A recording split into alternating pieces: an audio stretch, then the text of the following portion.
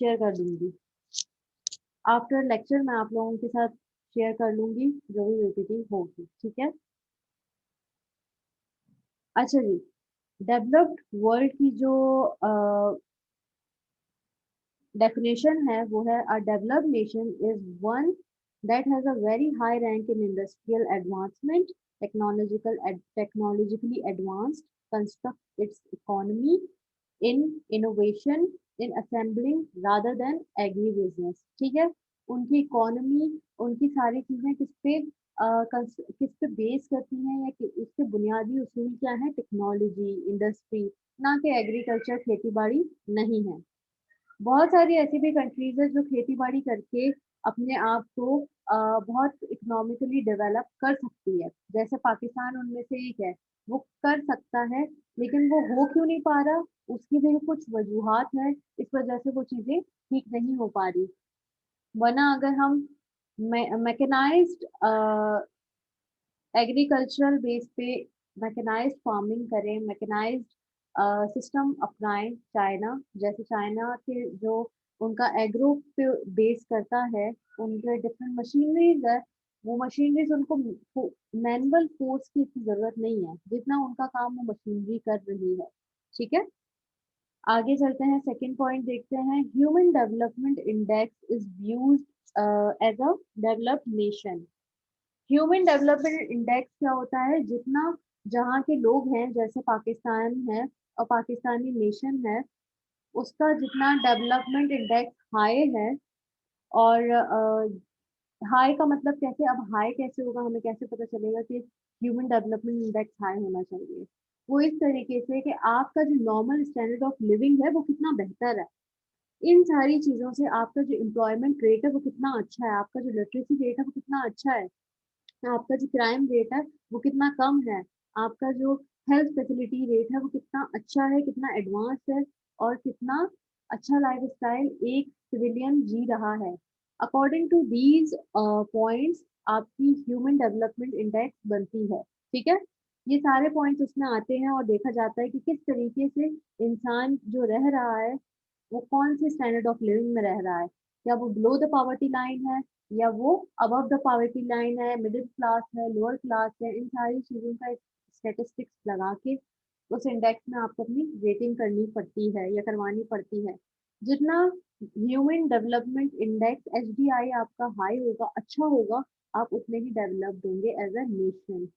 जैसे फिनलैंड है, स्वीडन है, डेनमार्क है, ये सबसे ज्यादा हाईली और पहले नंबर पे आने वाले, पहले दूसरे तीसरे नंबर पे आने वाले कंट्रीज हैं, क्योंकि यहाँ पे ह्यूमन राइट्स प्रोटेक्शन बहुत ज्यादा है, यहाँ पे इतनी वायलेशन नहीं होती ह्यूमन राइट्स की। ठीक है, it is not only a measure of economic development and improved GDP। वहां पे इकोनॉमिक डेवलपमेंट पे ही सब कुछ नहीं होता, बल्कि उनकी जो GDP है वो हर साल से दूसरे साल ज्यादा ही होती है। उनके और हमारे बजट में जमीन आसमान का फर्क इसलिए है क्योंकि वहां पे गुड गवर्नेंस है, एक सिस्टम है, और उस सिस्टम को उन्हें लागू करने में या उस सिस्टम को उन्हें लाने में भी बहुत मेहनत मशक्कत करनी पड़ी है। हम कहते हैं कि पाकिस्तान में करप्शन है, क्यों है, नहीं होनी चाहिए, बिल्कुल नहीं होनी चाहिए, लेकिन जो इतनी करप्शन है और इतने सालों से है उसको हटाने के लिए आपको एक टाइम पीरियड चाहिए। आपको अगर कहीं से गंदगी भी साफ करनी होती है उसके लिए आपको एक टाइम फ्रेम चाहिए और आपको मशीनरी चाहिए, तब आप कचरा उठा सकते हैं या कोई नाला भी साफ हो सकता है। इसी तरीके से करप्शन को हटाने के लिए जब वेस्ट ने इतना अच्छा या फिर इतना मॉड्यूल या सिस्टमेटिक मॉड्यूल अपनाया कि उनकी हर चीज बड़ी सिस्टमेटिक है, तो उनको वो टाइम लगा, उन्होंने पहले जितनी भी खराबियां थी उनको खत्म की, फिर वो एक नया मॉडल लाए और वो सिस्टम उनका चला, और अब वो सिस्टम उसी तरीके से चल रहा है। लेकिन हमें पता है कि थर्ड वर्ल्ड या फिर डेवलपिंग कंट्रीज जो होते हैं उनमें ये सारी वजूहतें क्यों होती हैं। ठीक है, developed world is also known as developed countries or developed state and first world countries. जिस तरीके से फॉर एग्जांपल मैंने कुछ डेवलप्ड कंट्रीज जो है उनका नेम लिस्ट कर दिया है, USA है, फ्रांस है, जापान है, कनाडा है, जर्मनी है, रशिया है, एक्सेट्रा एक्सेट्रा। ठीक है,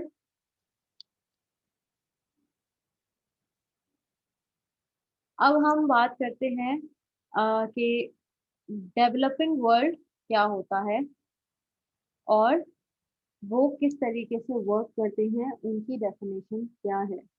जो एक डेवलपिंग नेशन होता है, वो आपको अब आपको पता चल गया, जब आप हमने ये समझ लिया कि डेवलप्ड नेशन क्या होता है या डेवलप कंट्री क्या होता है, तो हम अपने आप इस चीज को अंदाजा लगा सकते हैं कि जो डेवलपिंग वर्ल्ड होता है वो अपोजिट टू डेवलप्ड नेशन होता है। अब जरूरी नहीं है कि अगर ऑपोजिट है तो इश्यूज ना हो, इश्यू होंगे, उनके इश्यूज कुछ और हैं, हमारे इश्यूज कुछ और हैं।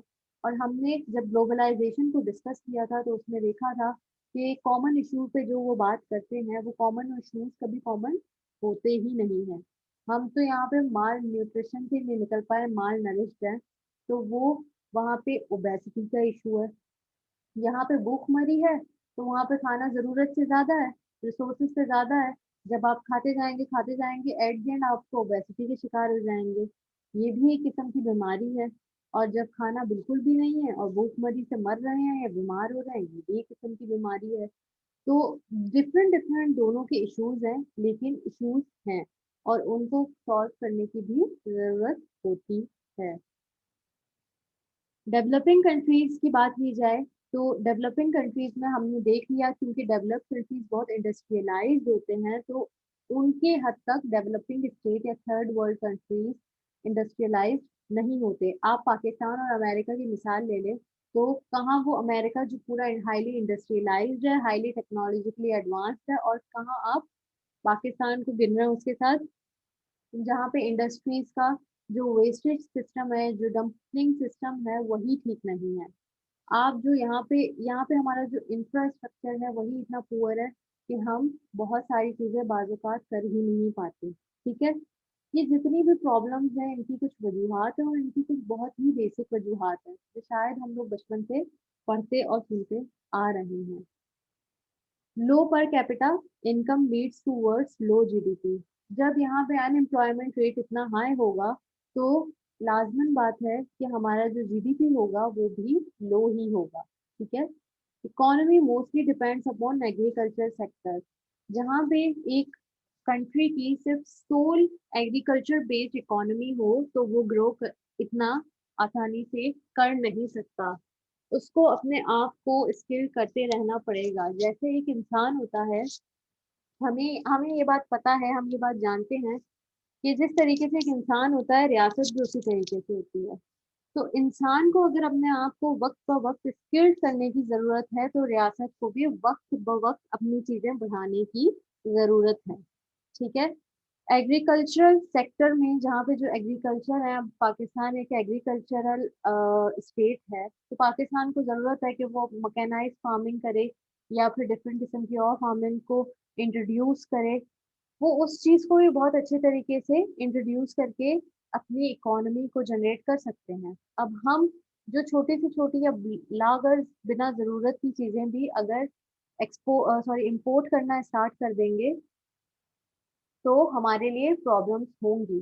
जैसे कि पेट फूड, इसकी एक बहुत अच्छी मिसाल है। पेट फूड एक इंपोर्ट करना पैसे का भी जियान है, आपके इकोनॉमी को भी एक बहुत बड़ा लॉस है। हम पेट फूड खुद भी बना सकते हैं, लेकिन हमारी लोकल इंडस्ट्रीज को इतना स्पेस ही नहीं मिलता कि वो सरवाइव कर पाए। उनको कोई यूज ही नहीं करता। इंडिया में एक चीज अच्छी हुई, और मैं बार बार इस चीज को कोट करती हूँ, कि वो अपने लोकल प्रोडक्ट्स को बहुत तरजीह देने लग गए हैं। क्योंकि जब तक वो अपनी लोकल इंडस्ट्रीज को तरजीह नहीं देंगे और उनकी लोकल इंडस्ट्रीज डेवलप नहीं होंगी, तो उनकी इकोनॉमी भी डेवलप नहीं होगी। जितना ज्यादा आपका इंपोर्ट होगा और उतना एक्सपोर्ट कम होगा, तो बैलेंस ऑफ प्रोडक्ट कभी बन ही नहीं पाएगा।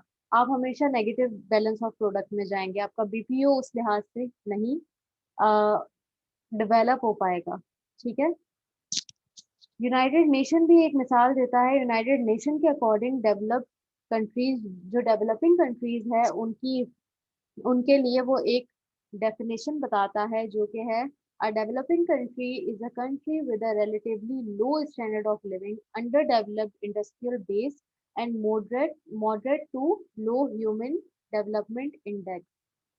कहने का मकसद क्या है, डेवलपिंग कंट्री वो कंट्री है जहाँ पे जो स्टैंडर्ड ऑफ लिविंग है बहुत ही लो हो, पसमानदा हो, ठीक है। उनका जो इंडस्ट्रियल बेस हो वो बहुत ज्यादा अंडर डेवलप्ड हो, वो इतना अच्छा नहीं हो। हमारे पाकिस्तान में आप अगर कोरंगी इंडस्ट्रियल एरिया ही चले जाएं, वहां को आप देखेंगे वहां का पॉल्यूशन, वहां का वेस्टेज सिस्टम, किसी इंडस्ट्री का कोई वेस्टेज सिस्टम का निजाम नहीं है। कुछ उन्होंने नाले बनाए हुए हैं, वो नालों का पानी समंदर में जा रहा है कि किसी नदी में जा रहा है, नाले में जा रहा है, किसी को कोई फर्क ही नहीं पड़ता। और वो सारी चीजें क्या कर रही हैं, हमारे माहौल को आलूदा कर रही हैं।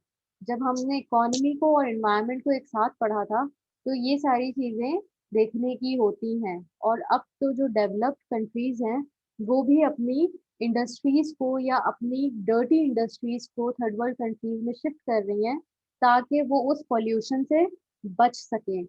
क्योंकि वहां पे जो पोल्यूशन हो रहा है वो उससे भी बचना चाहते हैं, उनके लिए भी तो एक इशू है ना।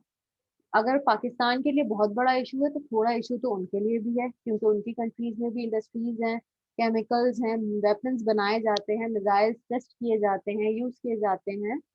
ये सारी चीजें आपके एनवायरनमेंट को हार्म करती हैं। यहाँ तक आप लोगों को समझ आ गया कि डेवलपिंग और डेवलप्ड वर्ल्ड क्या होता है? या किसी को कोई इशू है तो मुझसे पूछ सकता है।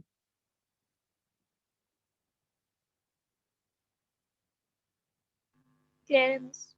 क्लियर है? ठीक है, आगे बढ़ते हैं। अब हम ये देखते हैं कि इश्यूज क्या हैं। सबसे पहले हम देखते हैं इश्यूज डेवलपिंग वर्ल्ड के। थर्ड वर्ल्ड के सबसे पहले हम इश्यूज देखते हैं कि उनके इश्यूज क्या हैं। जिसमें सबसे पहला और सबसे बड़ा जो इशू आता है वो आता है करप्ट सिस्टम एंड इंस्टीट्यूशंस, या फिर आप इसको ये भी कह सकते हैं corrupt system and bad governance. ठीक है। This is an endemic problem in many of the countries that become independent from the colonial power in the later half of the 20th century. ये उन तमाम कंट्रियों की प्रॉब्लम्स है। ये सिर्फ problem आप एशिया में नहीं देखेंगे, आप अफ्रीकन रीजन में भी देखेंगे। जो पोस्ट कॉलोनियल सोसाइटीज हैं वो बहुत ज्यादा अंडर डेवलप्ड हैं। इंडिपेंडेंट होने के बाद भी वो इतनी इंडिपेंडेंट होने के बाद भी वो इतने आजाद नहीं है कि वो अपने आप को और अपने तरीकों को अच्छा कर सके। Poor economic growth leads to bad governance and lack of respect for the rule of the law. जब आपकी माशी हालत खराब होगी, अगर आप एक घर की एग्जांपल ले लें, आप घर में रहते हैं और आपके हालात पसमानदा हैं, तो आप अपने घरेलू मामलात को भी सॉल्व नहीं कर पाते। ठीक है। आपके लिए चीजें मैनेज करना बहुत मुश्किल हो जाती हैं। आपके लिए जो पीस ऑफ फैमिली है वो मैनेज करना मुश्किल हो जाता है, लाइफ डिस्टर्ब हो जाती है। Similarly goes with state. जब स्टेट की इकोनॉमिक ग्रोथ कम हो या तो पुअर हो, तो वो क्या, उसका जो उसके जो रिजल्ट्स निकलेंगे वो बैड गवर्नेंस निकलेगी। अब जब बैड गवर्नेंस निकली, आपको पता है आपके पास जब माशी हालात आपके सही ही नहीं है, तो आप बहुत सारे सिस्टम्स को सही नहीं कर सकते।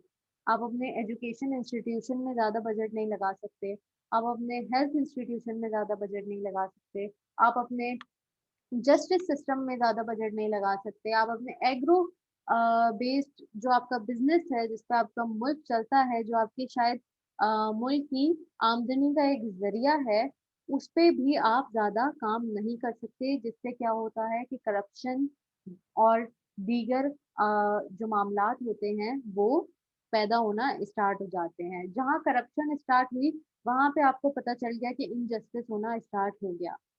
और जो डेवलपिंग कंट्रीज होते हैं उनमें कोई भी ऐसी इंस्टीट्यूशन या कोई भी ऐसा डिपार्टमेंट नहीं होता जहाँ करप्शन ना हो।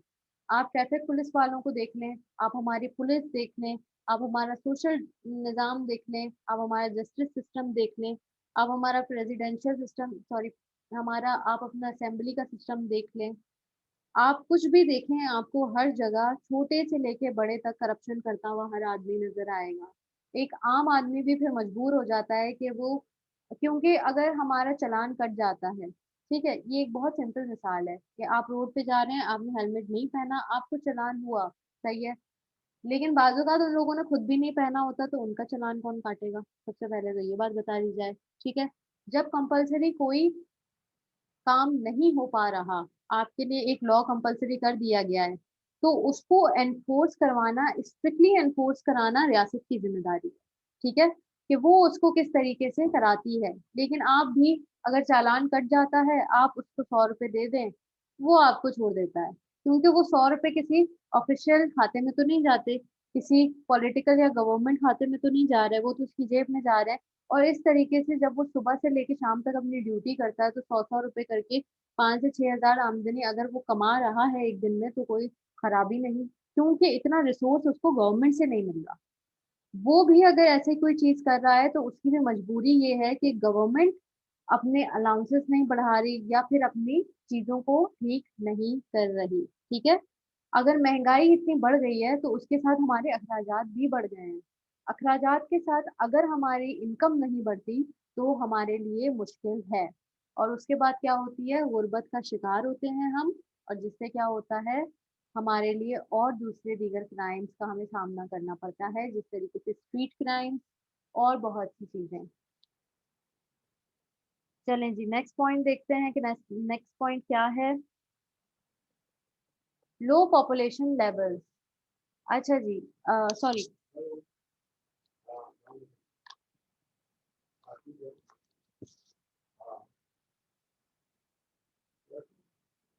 लो पॉपुलेशन लेवल में क्या आता है कि लो पॉपुलेशन लेवल में लो लेवल टेक्नोलॉजी। 1 मिनट।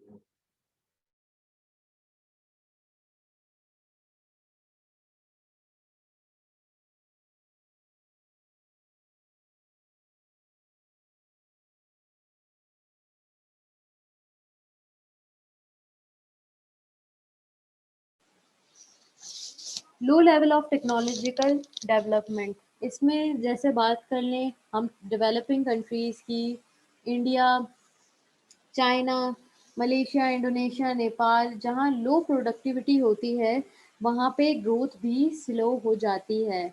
अगर क्योंकि हमारे पास अगर मैनुअल लेबर ज़्यादा है, तो हमें उसको किसी तरीके से स्किल्ड भी करना है। हमारे पास अनएम्प्लॉयमेंट रेट अगर बहुत ज़्यादा है, तो उसको भी किसी तरीके से हम स्किल्ड करेंगे और उसमें जब तक स्किल नहीं होंगे, काम करने का तरीका नहीं होगा, तो वो ज़्यादा ग्रोथ की तरफ नहीं जा पाएँगे, और जिससे क्या होगा कि पॉपुलेशन बहुत तेज़ी से इंक्रीज़ होती है, क्योंकि हमें इतनी अवेयरनेस ही नहीं होती। जो टेक्नोलॉजिकल डेवलपमेंट होती है, वो ज़रूरी नहीं है कि ऐसी टेक्नोलॉजिकल डेवलपमेंट हो कि जो सिर्फ़ आपको गाड़ियाँ और बाइक, इसमें टेक्नोलॉजिकल डेवलपमेंट आ रहा है। मेडिकल सेक्टर में भी बहुत सारी ऐसी डेवलपमेंट्स हैं जो टेक्नोलॉजिकल है। अब अगर आप क्लिनिक में जाएँ, अगर हमारी सर्जरीज़ और ऑपरेशंस कितने आसान हो गए हैं, क्योंकि वो टेक्नोलॉजी की वजह से आसान हुए हैं। विदाउट टेक्नोलॉजी नहीं हुए। इसी तरीके से बर्थ कंट्रोल, जो टेक्नोलॉजी है या जो उसकी अवेयरनेस है, वो लोगों में इतनी नहीं है, और नहीं है उसकी अवेयरनेस भी नहीं है, रिसोर्सेज भी नहीं है, तो वो क्या, हमारी जितनी पॉपुलेशन बढ़ती जाएगी, हमारे लिए उतना ही मुश्किल होता चला जाएगा मामला। अच्छा जी, नेक्स्ट देखते हैं, lack of diversification of economy. हमारी इकोनॉमी भी इसी तरीके से डाइवर्स बढ़ नहीं पाती। डाइवर्सिफिकेशन बहुत ज़रूरी है। डाइवर्सिफिकेशन का मतलब होता है कि आगे बढ़ने के लिए, तेज़ी से तरक्की के लिए बढ़ना। मतलब कि अगर कोई चीज़ें बदल रही हैं, तो वो बदलाव जो आ रहा है, वो तरक्की के लिए आ रहा है या फिर ग्रोथ के लिए आ रहा है। उसको हम डाइवर्स कहते हैं, जैसे कल्चर डाइवर्सिफिकेशन होती है। बहुत सारे कल्चर एक जगह पे ग्रो होते हैं, बढ़ते हैं, ठीक है? उसी तरीके से इकोनॉमिकल डाइवर्सिफिकेशन भी है। अब उसमें क्या होता है, जिसमें लिमिटेड एम्प्लॉयमेंट की वजह से आपको अपॉर्चुनिटीज़ बहुत कम मिलती हैं, क्योंकि आप देख लें, मेरिट बेस्ड सिस्टम नहीं होगा, जितना करप्शन ज़्यादा, मेरिट बेस्ड सिस्टम है नहीं, लोग इतने एजुकेटेड नहीं हैं। आज का जो इंजीनियर पढ़ के निकल रहा है, उसको कुछ नहीं पता कि उसने पढ़ा क्या था, क्योंकि ना तो उसकी कोई प्रैक्टिकलिटी थिंकिंग है, रटा-रटाया आपका एक जो निज़ाम है वो चला आ रहा है, और उसमें लोगों की ग्रोथ का कुछ पता नहीं चलता कि लोग किस तरीके से और कितने लिटरेट हैं। पाकिस्तान में अगर आप देखें 30% लिटरेसी रेट है, तो उसमें 24% लिटरेसी रेट में वो लोग आते हैं जिनको सिर्फ़ अपना नाम लिखना आता है। हम उनको भी लिटरेट कहते हैं। और जो 6% अवाम ऐसी है जो वाकई बाशऊर है या पढ़ी लिखी है। ठीक है, अच्छा जी, अब आगे बढ़ते हैं। इसी तरीके से जब हमारे पास जब हमारे पास क्या कहते हैं, अपॉर्चुनिटीज कम होती हैं, रिसोर्सेज कम होते हैं, तो उससे क्या होता है, हमारा इकोनॉमी सेक्टर इतना ग्रो नहीं कर पाता, और जब ग्रो नहीं होता तो हमारे लिए मुश्किलात और इश्यूज क्रिएट होना स्टार्ट हो जाते हैं। अच्छा जी, नेक्स्ट चलते हैं। सॉरी फॉर डिस्ट्रप्शन, अगर आप लोगों को डिस्टर्ब हो रहा हो, actually people are going. Okay, next हम देखते हैं under nourishment and lack of hygiene. ठीक है, अब हम हाइजीन की बात कर रहे हैं कि हमारे पास एक तो हमारे पास माल न्यूट्रिशन है। जो स्लम्स एरियाज होते हैं वो आपको भी देखते हैं कि कितनी गंदगी में और किस तरीके से रह रहे होते हैं। बाद आपने अगर देखा होगा कि अभी बड़ा मजाक भी बना था कि कोरोना क्या करेगा इन गरीबों का, ये तो हम जो पानी पीते हैं हम, उसके बाद कोरोना भी हमारा कुछ बिगाड़ नहीं सकता। तो उससे हुआ क्या कि हमें ये पता है कि हमारा कितना लो स्टैंडर्ड है।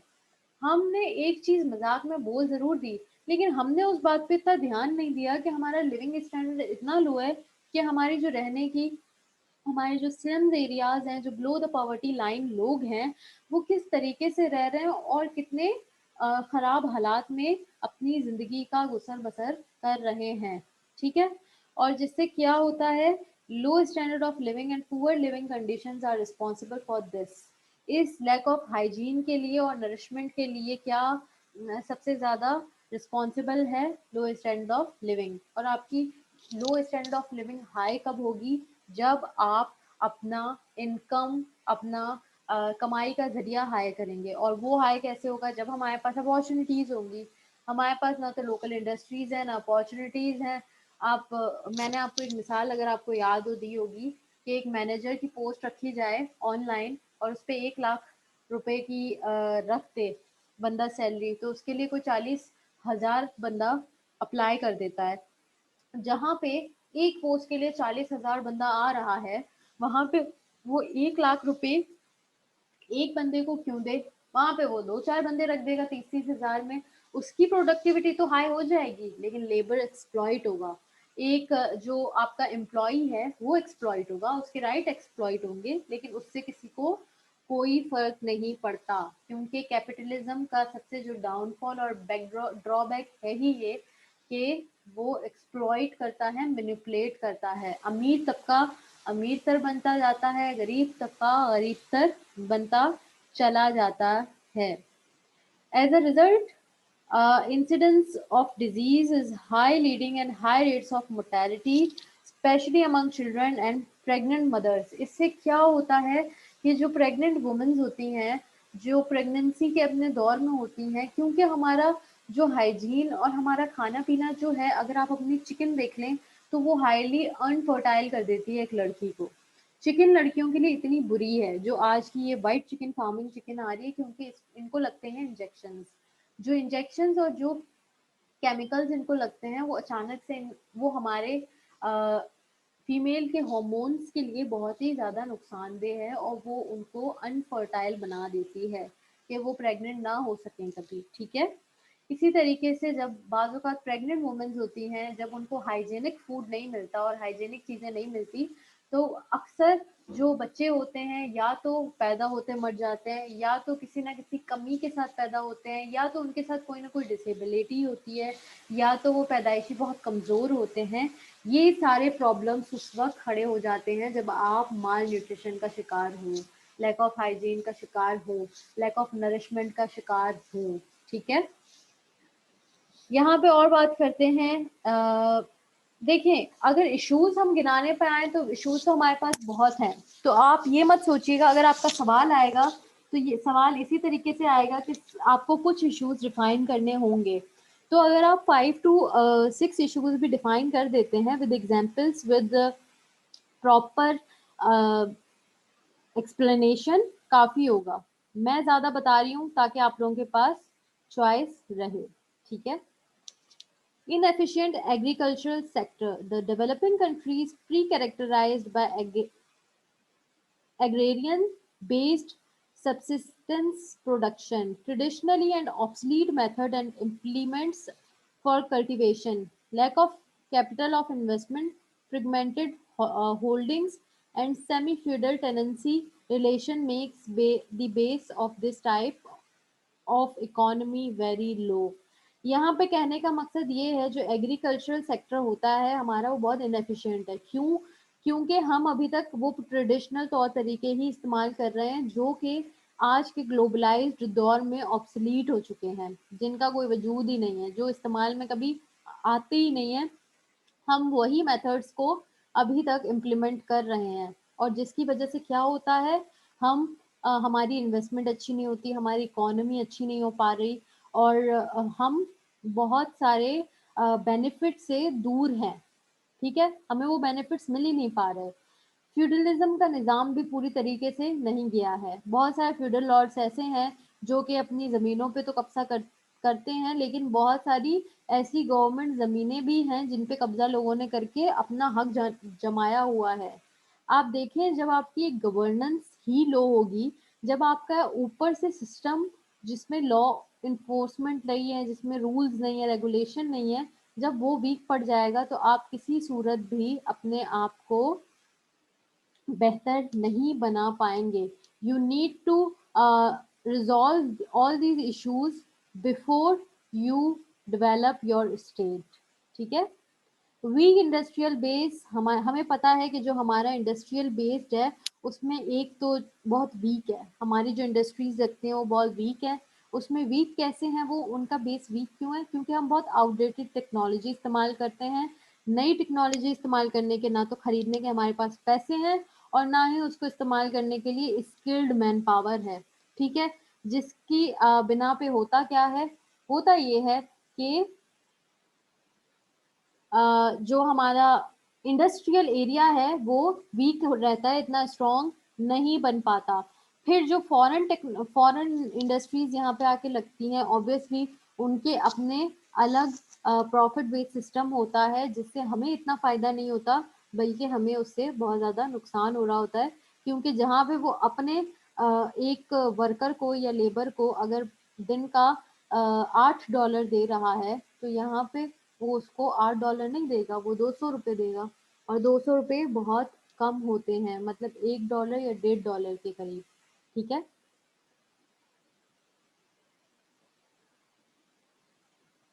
अच्छा जी,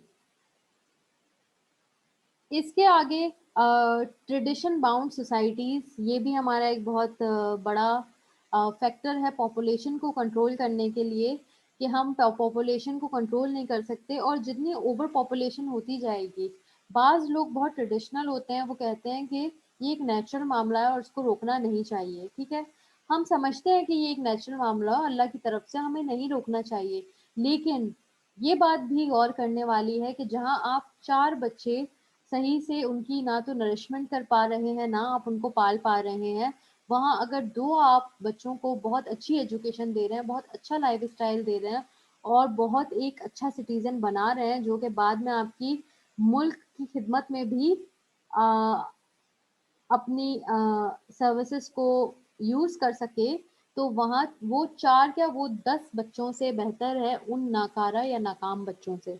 ठीक है? वो 2 उनसे बहुत ज़्यादा बेहतर हैं। तो इसी वजह से ये जो बर्थ कंट्रोल की अवेयरनेस है ये बहुत ज़रूरी है। और बाज़ बार हम यहाँ पे हमें कास्ट सिस्टम भी देखने को मिलता है कि भाई ये इन कास्ट के हैं, ये इन कास्ट के हैं, हम इनको वर्किंग सिस्टम पे नहीं रख सकते। ये निज़ाम आज भी चला आ रहा है, अगर आप गांव देहात की तरफ जाएं तो ये निज़ाम आपको देखने को मिलेगा और इंडिया में तो ये निज़ाम आपको शहरों में भी देखने को मिलेगा। ठीक है, इसके अलावा unfavorable physical conditions. Many underpopulated countries have hostile climate and topographical conditions such as condition obstruct development, and it is both difficult and expensive to overcome these problems. जो हमारी जब हम अपनी अब देखें हमारे पास एक इकोनॉमी फैक्टर सिर्फ वीक होना कितना बड़ा नुकसान है कि हम अपने क्लाइमेट को भी सही नहीं कर सकते। जिसकी वजह से क्या होता है, या तो हमारे यहाँ हीट स्ट्रोक आता है, उससे भी लोग मरते हैं, वो हमारे सीनियर सिटीजन के लिए बहुत ख़राब है। अगर बहुत ज़्यादा सर्दी भी पड़ जाए वो भी चीज़ ख़राब है। लेकिन उसके अलावा जो आम आदमी है हमारा, उसकी फिजिकल हेल्थ भी बहुत ख़राब है, क्योंकि हमें किसी तरीके से भी हमें ये नहीं बताया जाता कि एक्सरसाइज कितना इम्पोर्टेंट है।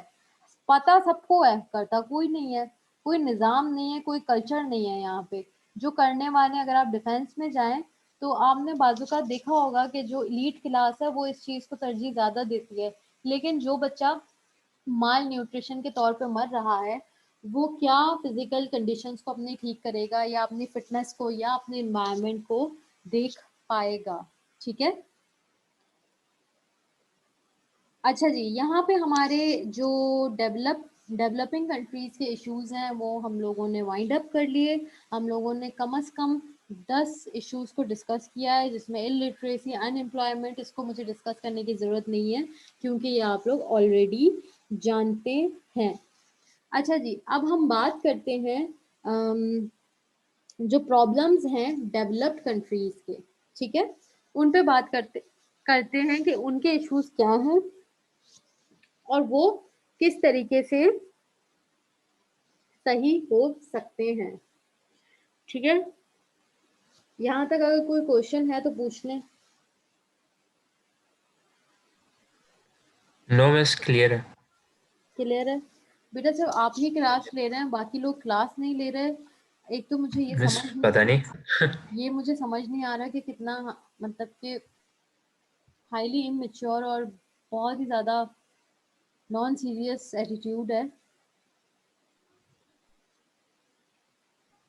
मिस अभी किसा का मैसेज आया, वो कह रही है कि लाइट चली गई, मिस को बता देना। ठीक है, चलें जी। अच्छा जी, एक जो बाहर के ममालिक का मसला है, पॉपुलेशन के हिसाब से अगर हम देखें, या किसी भी रिलेट के देखें, उनकी इकॉनमी, हमें पता है जो डेवलप्ड कंट्रीज़ हैं उनकी इकॉनमी तो स्ट्रॉन्ग है, लेकिन उनके और भी कई मसले हैं। अब उनके दूसरे मसले क्या हैं? जैसे पहला मसला, high proportion of old age population. उनकी जो ओल्ड एज पॉपुलेशन है वो बहुत ज़्यादा है। और ये क्यों होता है? क्योंकि उनके जो डेथ रेट्स हैं वो कम है, और जो लाइफ एक्सपेक्टेंट सॉरी एक्सपेक्टेंसी है वो हाई है। ठीक है, वो किस तरीके से? चूंकि वो मेडिकली इतने हाईली टेक्नोलॉजी वाइज और मेडिकली सेक्टर में इतने स्ट्रॉन्ग हैं और इतने एडवांस्ड हैं, उन्होंने हर चीज़ का, तो उनका एक सिस्टमेटिक काम है, तो उनके पास इतनी जब सहूलियात होंगी, तो अगर, और वहाँ की लाइफ बहुत अच्छी है, पोल्यूशन कम है, आप अच्छे से अपनी ज़िंदगी गुजार लेते हैं, स्टेट आपको पेंशन प्रोवाइड करती है, एजुकेशन फ्री हो जाती है, सारी चीज़ें हैं, तो वहाँ पे जो डेथ रेट है वो लो हो गया है, और जो लाइफ रेट है वो बहुत ज़्यादा है। वहाँ पे बंदा 60s और 70s से पहले नहीं मरता। लेकिन पाकिस्तान का अगर आप एवरेज डेथ रेट देखें ना, लाइफ एक्सपेक्टेंसी को भी देख लेना, तो वो 55 है। 55 मेल का है और 50 फीमेल का है। ठीक है, कि 50 और 55 साल की उम्र में यहाँ पे डेथ्स हो जाती हैं, क्योंकि जो pressure, family pressure, economic pressure, social pressure, political pressure, हर किस्म का प्रेशर हम ले रहे होते हैं। लेकिन वहाँ ऐसा नहीं है। बहुत ज़्यादा सहूलियात होना भी बाज़-औक़ात एक प्रॉब्लम बन जाता है। क्यों प्रॉब्लम बन रहा है? क्योंकि वहाँ पे वेस्टर्न कल्चर में जो सेक्टेरियन निज़ाम है, सेक्टेरियन निज़ाम के तहत हुआ क्या कि वहाँ पे लोग बच्चे पैदा नहीं करना चाहते। फीमेल्स कहती हैं हम क्यों बच्चे पैदा करें और अपनी बॉडी ख़राब करें? क्योंकि वो जितना अपने रिलीजन से दूर हुए हैं, जितना अपने कल्चर्स और नॉर्म से दूर मिस हुए हैं, सेक्टेरियन निज़ाम मतलब? देखिए सेक्युलर है ना वहाँ पे। सेक्युलर है ना, कि आप, आपकी मर्ज़ी है, आप कुछ भी करें। आपको शादी करनी है आप करें, आप बगैर शादी के रहें, आपको बच्चे पैदा करने हैं आप बच्चे पैदा करें, आपको बच्चे पैदा नहीं करने आप नहीं करें। उनका कोई रिलीजन नहीं है ना, सेक्युलर स्टेट है वो रिलीजन को फॉलो नहीं करते। हम उनको इस वजह से सेक्युलर और सेक्टेरियन कहते हैं, ठीक है? सही है। अच्छा जी, तो जब ये मतलब ये तो उसके ऊपर पाकिस्तान में भी है कि अगर किसी के ऊपर है, मतलब नॉन मुस्लिम तो पाकिस्तान में भी बहुत है। बिल्कुल, लेकिन यहाँ पे जो नॉन मुस्लिम है वो भी तो रिलीजन से इंटैक्ट है अपने। हम्म। वहां पे रिलीजन का जो एलिमेंट है, रिलीजन आपको क्या सिखाता है? रिलीजन आपको सिखाता है वो वहां पे बाउंड्री। ज्यादातर वहां एथियस्ट पे कॉमन है एथियस्ट है, और वहां पे जितने एथियस्ट बनते जा रहे हैं उससे क्या हो रहा है, लोग कहते हैं हम शादी क्यों करें। जब आपको जो शादी का एक निजाम बनाया गया, वो एक निजाम सिस्टम है ना, कि आपने शादी करनी है, उसके बाद आपने बच्चे पैदा करना है, उसके बाद आपने अपने बच्चों को बड़ा करना है, ख्याल करना है, एक पूरा सिस्टम है। आपकी लाइफ का एक पूरा रोल है, उसमें आपको निभाना है। लेकिन वहां क्या है, ज्यादा आप शादी करें ना करें, आप बगैर शादी के बच्चे पैदा करें, और बच्चे पैदा भी ना करें तो क्या, क्योंकि वहां पे तो ये इतना सारा तरजीह नहीं दी जाती ना। इससे होता क्या है कि उनके पास जो यूथ है वो बहुत कम होता है, और जो बूढ़े हैं वो बहुत ज्यादा है। ठीक है, अभी जब कोविड आया और कोविड यस की मैम। सिचुएशन हुई, तो इटली में बहुत ज्यादा जो डेथ्स हुई वो उसमें मेजोरिटी बूढ़े थे, क्योंकि उनकी मेजोरिटी ही बूढ़ों की थी। तो उनके लिए तो ये कोई भी इतना मसले वाली बात नहीं हुई। अगर उनके बूढ़े ये मैं आपको रिसर्च के तहत बता रही हूँ कि रिसर्च आई है कि अगर उनके जो सीनियर सिटीजन्स हैं उनकी डेथ्स हुई हैं, उन्होंने अपनी एक जिंदगी जी ली, 90 ईयर होके, 98 ईयर होके उन्होंने अपनी एक जिंदगी जी ली है। अब उन पे जो एक्सपेंस हो रहा है वो एक्सपेंस तो गवर्नमेंट ही कर रही है ना। अब जब जितनी डेथ्स हुई तो गवर्नमेंट के लिए उतना कम हो गया एक्सपेंस। अच्छा, अगर ये बंद हो जाए तो मैं आपको लिंक शेयर कर दूंगी, आप फिर से ज्वाइन कर लीजिएगा। ओके बस। ठीक है। अच्छा जी, इसके अलावा, इसके अलावा वही बात आती है कि जब आपकी पॉपुलेशन ओल्ड एज ज़्यादा हो तो आपको फाइनेंशियल प्रॉब्लम्स आने लगते हैं। वो किस तरीके के, पेंशन, हेल्थ सर्विस और एक्सेट्रा। ठीक है, फिर उनकी मेडिसिन होती हैं, हेल्थ केयर सेंटर्स होते हैं वहाँ पे सीनियर सिटीजन्स के। क्योंकि अगर बच्चा अपने माँ बाप को साथ नहीं रखना चाह रहा तो वो बच्चे की जिम्मेदारी नहीं है, वो स्टेट की जिम्मेदारी है, वो स्टेट का सिटीजन है। उसने सारी जिंदगी जो टैक्स पे किया है वो स्टेट को पे किया है, बच्चे को नहीं पे किया है। ठीक है, वहाँ पे इन सारे निज़ाम की वजह से बहुत सारी